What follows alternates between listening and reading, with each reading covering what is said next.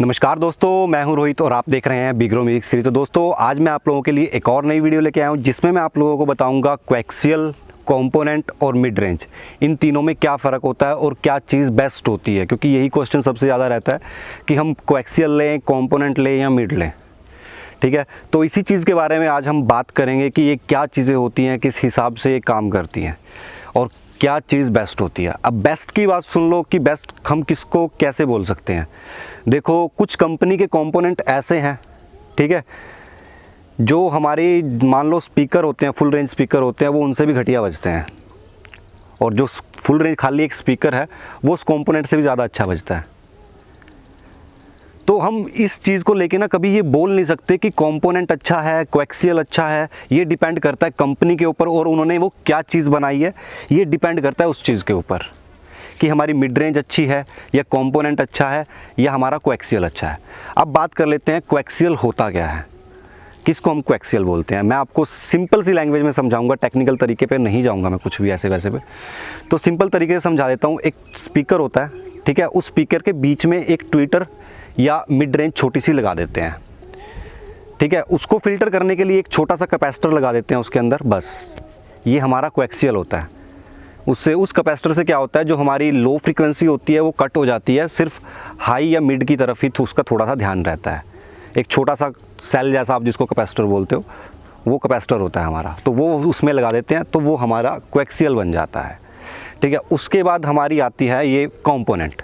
अब कंपोनेंट क्या होता है, कंपोनेंट में होते हैं ये दो तीन टाइप के होते हैं, ठीक है। एक तो नॉर्मल हमारा कंपोनेंट स्पीकर ट्विटर लगा होता है उसके अंदर, फिर एक आता है हमारा उसके अंदर हमारी मिड रेंज भी लगी होती है, ट्विटर होता है और वूफर होता है, ठीक है।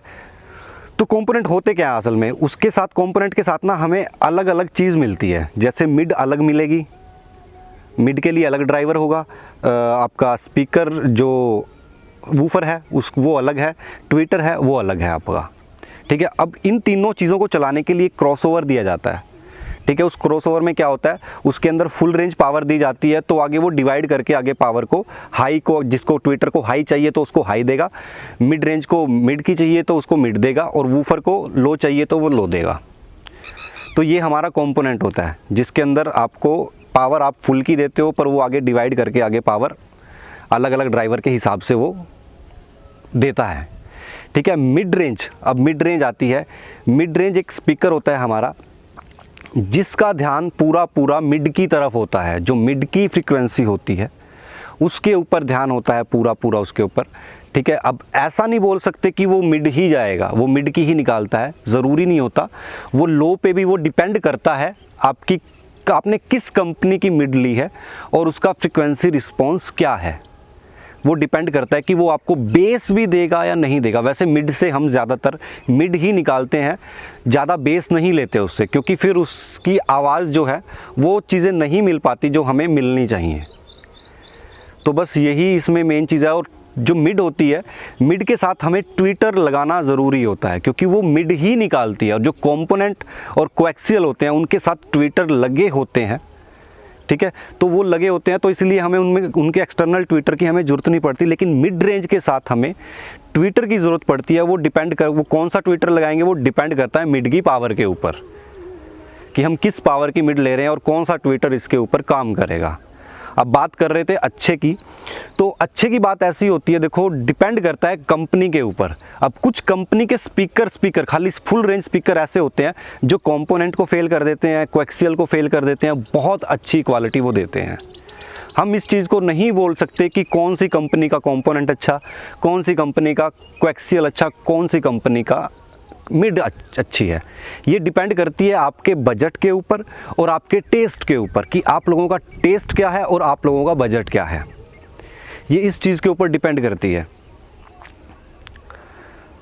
कंपोनेंट के बारे में बता दिया मैंने, कोएक्सियल के बारे में बता दिया मैंने, ठीक है। कोएक्सियल जो होता है हमारा, वो एक उसके अंदर ट्विटर, या तो खाली कई कंपनी ऐसी होती हैं जो खाली ट्विटर देती हैं, कई कंपनी ऐसी होती हैं मिड भी देती हैं, उसके अंदर ट्विटर भी देती हैं कोएक्सियल के अंदर, ठीक है, वो डिपेंड करता है आपके बजट के ऊपर, कंपनी के ऊपर, वो चीज़ें डिपेंड करती हैं आपकी, ऐसे नहीं होता वो कभी भी।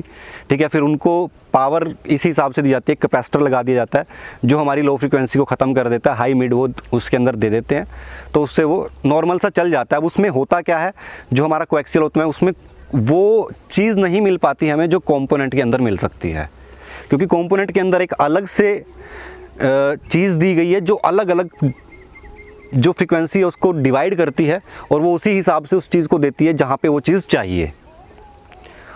और जो कंपोनेंट है वो हमारे कोएक्सियल से ज़्यादा क्लीन बजते हैं। बट मैं ये पक्का ये मत सोचो कि हाँ भाई ये सच में होता है, लेकिन कुछ कोएक्सियल या स्पीकर ऐसे होते हैं जो हमारे कंपोनेंट से भी अच्छे बजते हैं। ये मैं आप लोगों को सिर्फ एक फ़र्क बता रहा हूँ। और मिड का मैंने आप लोगों को बता दिया है कि मिड जो होती है उसका ध्यान पूरा हमारी मिड के ऊपर होता है। तो दोस्तों उम्मीद है आप लोगों को ये समझ में आ गया होगा। तो उम्मीद है दोस्तों आप लोगों को वीडियो अच्छी लगी होगी, अच्छी लगे तो लाइक करना, बुरी लगे तो डिसलाइक करना, और जो मेरे नए भाई हैं मेरे चैनल को सब्सक्राइब कर लें। तब तक के लिए आप लोगों से अलविदा लेता हूँ, बाय बाय।